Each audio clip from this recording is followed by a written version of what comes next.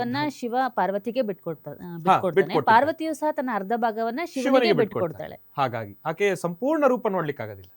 ಅರ್ಧ ಭಾಗ ಶಿವ, ಅರ್ಧ ಭಾಗ ಪಾರ್ವತಿ. ಇದನ್ನ ನಾವು ಮತ್ತೊಂದು ರೀತಿ ಅರ್ಥ ಮಾಡ್ಕೊಳ್ಬೇಕು ಅಂತಂದ್ರೆ, ಇವತ್ತಿನ ವೈವಾಹಿಕ ಜೀವನವನ್ನ ನಾವು ಅಷ್ಟರ ಮಟ್ಟಿಗೆ ನೋಡುಗರ ಕಣ್ಣಿಗೆ ಮಾತ್ರ ಅಲ್ಲ, ನಾವು ದೈಹಿಕವಾಗಿನೂ ಕೂಡ ಹೌದು, ಮಾನಸಿಕವಾಗಿನೂ ಕೂಡ ಹೌದು, ಲೌಕಿಕವಾಗಿನೂ ಕೂಡ ಹೌದು, ನಾವು ಅದನ್ನ ಅಷ್ಟೇ ಜೋಪಾನವಾಗಿ ಕಾಪಾಡ್ಕೊಳ್ಬೇಕು ಎಂಬತಕ್ಕಂಥ ಒಂದು ಪ್ರತೀತಿ. ಗಂಡನನ್ನ ಬಿಟ್ಟು ಹೆಂಡತಿ ಇರಬಾರ್ದು, ಹೆಂಡತಿಯನ್ನ ಬಿಟ್ಟು ಗಂಡ ಇರಬಾರ್ದು, ಯಾರನ್ನು ಬಿಟ್ಕೊಡ್ಬಾರ್ದು ಅಂತ ಹೇಳಿ. ಆದ್ರೆ ಇವತ್ತು ಬಹಳ ಮನಸ್ಸಿಗೆ ನೋವಾಗತ್ತೆ. ಸೋಷಿಯಲ್ ಮೀಡಿಯಾ ಓಪನ್ ಮಾಡಿದ್ರೆ ಬರೀ ಡಿವೋರ್ಸ್ಗಳನ್ನೇ ನೋಡ್ತಾ ಇದ್ದೇವೆ. ಹೌದು, ಎಲ್ಲಿಂದ ಎಲ್ಲಿಗೋ ಹೋಗ್ಬಿಟ್ಟಿದೆ ಪರಿಸ್ಥಿತಿ. ಹೆಣ್ಣು ಮಕ್ಕಳನ್ನ ಮಾತ್ರ ದೂಷಣೆ ಮಾಡ್ತಾ ಇಲ್ಲ, ಎರಡು ಕೈ ಸೇರಿದ್ರೆ ಮಾತ್ರನೇ ಚಪ್ಪಾಳೆ. ಕೆಲವೊಂದು ಸತಿ ಏನಾಗುತ್ತೆ, ಒಂದೇ ಕೈಯಲ್ಲಿ ಚಿಟಿಕೆನೂ ಹೊಡಿಬೋದು, ಹಿಂಗೂ ಹೇಳ್ಬೋದಲ್ಲ. ಹಾಗಾಗಿ ಇಲ್ಲಿ ಕೆಲವೊಂದು ಕಡೆ ಇಬ್ಬರದು ಸಮಸ್ಯೆ ಇರುತ್ತೆ, ಇಲ್ಲ ಒಂದು ಕಡೆ ಗಂಡಿದ ಮಾತ್ರ ಸಮಸ್ಯೆ ಇರುತ್ತೆ, ಒಂದು ಕಡೆ ಹೆಣ್ಣಿದ ಮಾತ್ರ ಸಮಸ್ಯೆ ಇರುತ್ತೆ. ಹಾಗಾಗಿ ಒಬ್ಬರನ್ನೊಬ್ಬರು ಬಿಟ್ಕೊಡ್ಬಾರ್ದು. ಗುರು ಹಿರಿಯರ ಸಮ್ಮುಖದಲ್ಲಿ ಒಂದಿಷ್ಟು ಮಂತ್ರಾಕ್ಷತೆಗಳನ್ನ ನಮ್ಮ ಶಿರದ ಮೇಲೆ ಹಾಕಿಸಿಕೊಂಡು ದೇವಾನುದೇವತೆಗಳ ಒಂದು ಅನುಗ್ರಹವನ್ನ ಪಡ್ಕೊಂಡು ಕಟ್ಟಿರತಕ್ಕಂಥ ಆ ಒಂದು ಪವಿತ್ರ ತಾಳಿಗೆ ಮರ್ಯಾದೆನೇ ಇಲ್ದಂಗೆ ಆಗೋಗಿದೆ. ಹಂಗಾಗೋಗಿದೆ ಪರಿಸ್ಥಿತಿ. ಹಾಗಾಗಿ ಯಾರೂ ಕೂಡ ಅಂತ ಕೆಲಸ ಮಾಡ್ತಕ್ಕಂಥದ್ದು ಬೇಡ. ಎಂಥದ್ದೇ ಸಮಸ್ಯೆ ಇರಲಿ, ಎಂಥದ್ದೇ ಸಂಕಷ್ಟವಾಗಿರ್ತಕ್ಕಂಥ ಪರಿಸ್ಥಿತಿ ಇರಲಿ, ಅದೆಲ್ಲವನ್ನು ಕೂಡ ಅನುಸರಿಸ್ಕೊಂಡು ಹೋಗ್ತಕ್ಕಂಥದ್ದೇ ದಾಂಪತ್ಯ ಜೀವನ. ಅದಕ್ಕೆ ಸಾಕ್ಷಿನೇ ಪಾರ್ವತಿ ಪರಮೇಶ್ವರರು. ಪಾರ್ವತಿ ಪರಮೇಶ್ವರರು. ಪಾರ್ವತಿಗೆ ನಾನು ಅವಾಗಲೇ ಹೇಳಿದೆ, ಪಾರ್ವತಿ ಕಲ್ಯಾಣವನ್ನ ಕೇಳ್ಬೇಕಮ್ಮ ಅಂತ ಹೇಳಿ. ಪಾರ್ವತಿಗೆ ಎಂತೆಂಥ ವಿಚಾರಗಳೆದುರಾಯ್ತು, ಎಲ್ಲವನ್ನು ಪಕ್ಕದಲ್ಲಿಟ್ಲು. ತಾಯಿ ಪರಮೇಶ್ವರನನ್ನ ಮದುವೆ ಆದ್ಲು, ಇಡೀ ಜಗತ್ತಿಗೆ ಒಂದು ಮಾದರಿ ಆಯ್ತು. ಕೃಷ್ಣ, ಇವತ್ತಿನ ದಿವಸ ಎಷ್ಟೋ ಜನ ಕೃಷ್ಣನನ್ನ ದೂರ ತಳ್ತಾರೆ. ಏನಕ್ಕೆ ಅಂತಂದ್ರೆ ಕೃಷ್ಣಂಗೆ ಸಾವಿರಾರು ಜನ ಹೆಂಡ್ತಿರೋ ಅಂತ. ಅವ್ರಿಗೆ ಏನು ಗೊತ್ತು? ಹೆಂಡತಿ ಅಂತಂದ್ರೆ ಬರೀ ನಾವು ನೋಡುವ ಒಂದು ಕಾಮದ ದೃಷ್ಟಿ ಮಾತ್ರನಾ? ಅಲ್ಲ, ಒಂದು ಪ್ರೀತಿಗಿರ್ತಕ್ಕಂಥ ಒಂದು ಬೆಲೆನೇ ಹೋಗಿದೆ. ಅದಕ್ಕೆ ಇವಾಗ ಜಾತಿ ಅನ್ನೋದು ಒಂದು ಮುದ್ರೆ, ಅದೊಂದು ದೊಡ್ಡ ಮಟ್ಟದಲ್ಲಿ ಕಾಣಿಸ್ತಾ ಇದೆ. ಇವಾಗ ಜಾತಿ ಬಂದಾಗಿಂದ ಪ್ರೀತಿ ವಿಶ್ವಾಸಕ್ಕಂತೂ ಗೌರವ ಅನ್ನೋದು ಇಲ್ಲವೇ ಇಲ್ಲ, ಮುಗಿದೋಯ್ತು. ಮನುಷ್ಯತ್ವಕ್ಕೆ ಬೆಲೆನೇ ಹೋಯ್ತು ಜಾತಿ ಬಂದ್ಮೇಲೆ. ಇವತ್ತು ಜಾತಿ ಇಲ್ಲದಿರ ಯಾರು ಏನು ಮಾಡೋದೇ ಇಲ್ಲ. ಏನು ಬೇಕಂದ್ರೂ ಜಾತಿ ನೋಡ್ತಾರೆ, ಇನ್ನು ಮನುಷ್ಯತ್ವ ಎಲ್ಲಿ ಬಂತು, ಪ್ರೀತಿ ಎಲ್ಲಿ ಬಂತು? ಹಾಗಾಗಿ ಇಲ್ಲೇನಾಗೋಗುತ್ತೆ, ಎಲ್ಲೋ ಒಂದು ಕಡೆ ಒಂದು ಮನಸ್ಸಿಗೆ ಇಷ್ಟವಾಗಿರ್ತಕ್ಕಂಥ ರೀತಿ ಮುಂದುವರಿಬೇಕು ಅಂತಂದ್ರೆ ಮೊದಲನೇದಾಗಿ ಒಡೆಯೋ ಒಂದು ಮುದ್ರಣನೇ ಜಾತಿ. ಜಾತಿ ಇಲ್ವಾ ಅಲ್ಲಿಗೆ ಮುಗಿದೋಯ್ತು, ಎಲ್ಲ ಕತೆ ಆಗೋಯ್ತು. ಹಾಗಾಗಿ ಇಲ್ಲಿ ಮನುಷ್ಯನನ್ನ ನೋಡಬೇಕು, ಪರಸ್ಪರ ಒಬ್ಬರಿಂದ ಒಬ್ಬರು ಪ್ರೀತಿಯನ್ನ ಹಂಚ್ಕೊಳ್ಬೇಕು ಅನ್ನೋದನ್ನ ನಾವಿಲ್ಲಿ ಗಮನಕ್ಕೆ ತೆಗೆದುಕೊಳ್ಬೇಕೆ ಹೊರತಾಗಿ ಜಾತಿಯ ಒಂದು ಮುದ್ರಣವನ್ನ ಹಾಕೊಂಡು ನಾವು ಎಲ್ಲೋ ಒಂದು ಕಡೆ ನಮ್ಮ ಮನಸ್ಸಿಗೆ ಇಷ್ಟವಿಲ್ಲದಂತ ಒಂದಿಷ್ಟು ಕೆಲಸಗಳನ್ನ ನಾವು ಮಾಡ್ತಕ್ಕಂಥದ್ರಲ್ಲಿ ಅರ್ಥ ಇಲ್ಲ. ಹಾಗಾಗಿ ಇದನ್ನ ಎಷ್ಟು ಜನ ಅದನ್ನ ಬಹಳ ಸೂಕ್ಷ್ಮವಾಗಿ ತೆಗೆದುಕೊಳ್ತಾರೋ, ಎಷ್ಟು ಜನ ಇದಕ್ಕೂ ಕೊಂಕ್ ಹಾಕ್ತಾರೋ ಗೊತ್ತಿಲ್ಲ, ಇರ್ಲಿ. ಬಟ್ ಆದ್ರೆ ನಾವು ಎಲ್ಲವನ್ನು ಕೂಡ, ನಾನೊಬ್ಬ ಮನುಷ್ಯ, ಅವರೊಬ್ರು ಮನುಷ್ಯರು, ಅವರಿಗಿರ್ತಕ್ಕಂಥ ಆಚರಣೆ ಅವರಿಗೆ, ನಮಗಿರ್ತಕ್ಕಂಥ ಆಚರಣೆ ನಮಗೆ.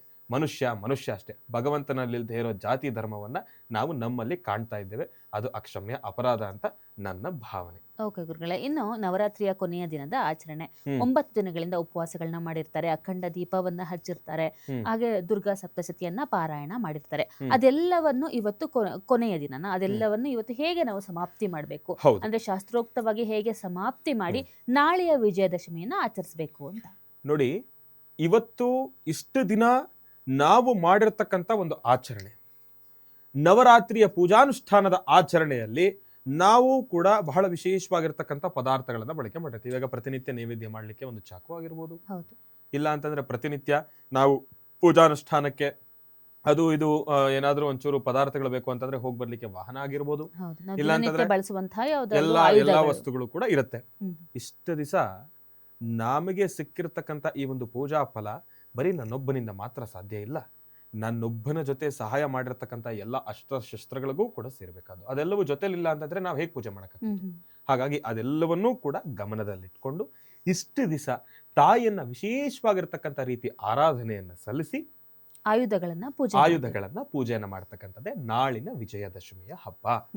ಹಾಗಾಗಿ ನಾಳೆ ಎಲ್ಲ ಆಯುಧಗಳಿಗೂ ಕೂಡ ರೆಸ್ಟ್ ಹಂಗಂತ ಹೇಳಿ ಹೆಣ್ಣು ಮಕ್ಳು ಏನ್ ಮಾಡ್ತಾರೆ, ಇವಾಗ ಜಾಸ್ತಿ ತಲೆ ಕೆಡಿಸ್ಕೊಳ್ಳೋದಿಲ್ಲ.